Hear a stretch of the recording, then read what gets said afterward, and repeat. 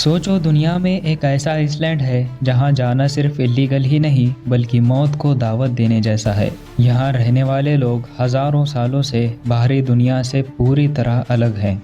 ना उनके पास इंटरनेट है, ना स्मार्टफोन और ना ही मॉडर्न सिविलाइजेशन का कोई निशान। हैरानियत की बात तो ये है कि अगर कोई इंसान गलती से भी इस आइसलैंड के करीब पहुंच जाए तो यहाँ के लोग भाले और तीरों से हमला करना शुरू कर देते हैं।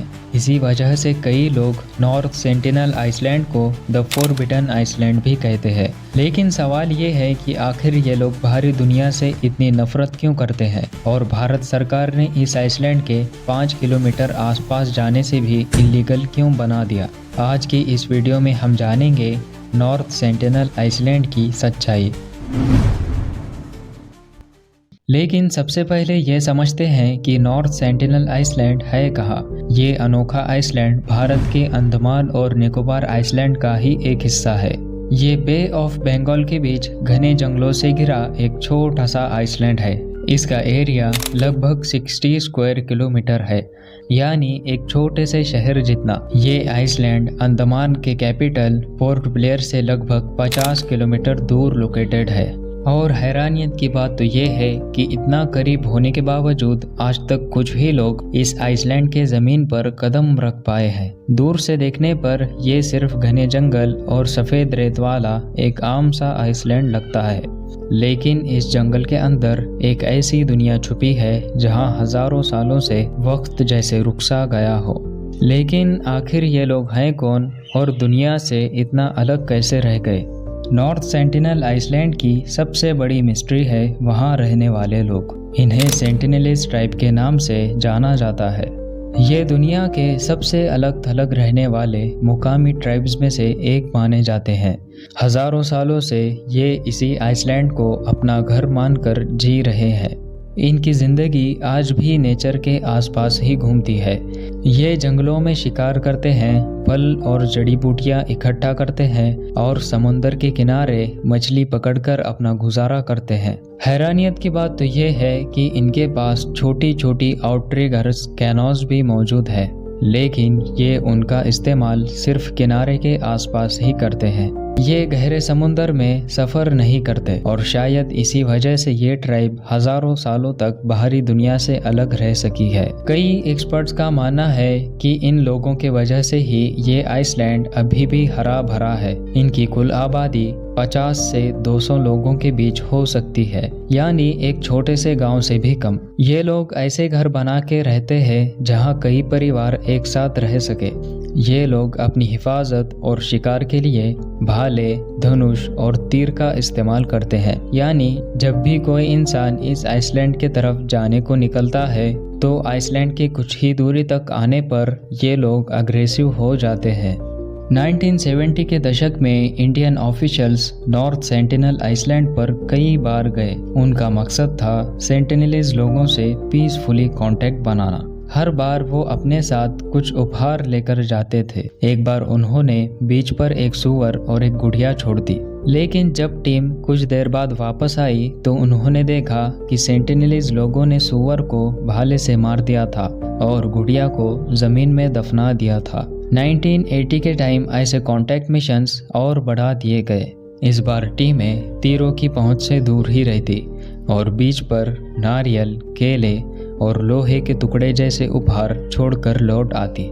आइसलैंड के लोग उन गिफ्ट्स को जंगल में तो ले जाते, लेकिन अगले ही पल वो लोग फिर से तीर उड़ाने लगते और कांटेक्ट टीम को वहां से वापस लौटना पड़ता। कई सालों तक हर कांटेक्ट मिशन तीरों और डर के साथ ही खत्म हुआ, लेकिन 1991 में कुछ ऐसा हुआ कि जिसने सबको हैरान कर दिया। जब भारतीय अधिकारी एक बार फिर इस आइसलैंड पर पहुंचे तो सेंटिनलीज लोगों ने दूर से ही इशारा किया कि जैसे वो उपहार मांग रहे हों, और फिर इतिहास में पहली बार वो बिना किसी हथियार के कांटेक्ट टीम के करीब आए। लेकिन ये उम्मीद ज़्यादा देर तक टिक नहीं सकी। अगले कुछ सालों में हालात फिर बदलने लगे। कई बार कांटेक्ट टीम्स पर फिर से तीर बरसाए गए। आखिर 1991 में दिखने वाली दोस्ती इतने जल्दी दुश्मनी में कैसे बदल गई, इसका जवाब आज तक किसी को नहीं मिला और न ही ये पता चल सका कि उन मुलाकातों के दौरान किसी की तरफ से कोई बीमारी फैली थी या नहीं। और इसी वजह से एक बहुत बड़ा फैसला लिया गया, अब सेंटिनलीज लोगों को उनकी दुनिया में अकेला छोड़ दिया जाएगा। लेकिन इसके बाद भी कुछ लोग इस आइसलैंड के करीब जाने की गलती कर बैठे और उनके साथ जो हुआ उसने पूरी दुनिया को हिलाकर रख दिया। 26 दिसंबर 2004 इंडियन ओशन में हिस्ट्री की सबसे बड़ी सुनामी आई। इसलिए सेंटिनल ट्राइब का पता लगाने के लिए इंडियन कोस्ट गार्ड का एक हेलीकॉप्टर इस आइसलैंड के ऊपर भेजा गया। लेकिन जैसे ही हेलीकॉप्टर नीचे लैंड करने वाला था, वैसे ही सेंटिनल के लोगों ने उस हेलीकॉप्टर पर हमला करना शुरू कर दिया।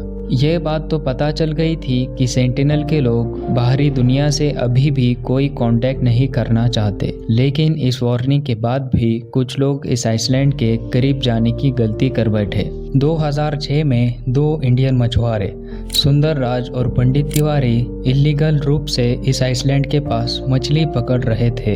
रात होने पर उन्होंने अपनी नाव नॉर्थ सेंटिनल आइसलैंड के करीब ही लगा ली। लेकिन आधी रात में समुद्र की लहरों ने उनकी नाव को किनारे की तरफ ढकेल दिया और अगली सुबह दोनों जिंदा वापस नहीं लौट सके। 2018 में एक अमेरिका के रहने वाले जॉन एलन चाओ सारी वार्निंग्स को नज़रअंदाज करके छुपके से इस आइसलैंड पर पहुंच गए। उनका मकसद था कि वो सेंटिनलीज लोगों से मिलकर उन तक अपना रिलीजन पहुंचाएंगे। लेकिन ऐसा हो नहीं सका। कुछ ही समय के बाद उनकी भी मौत हो गई।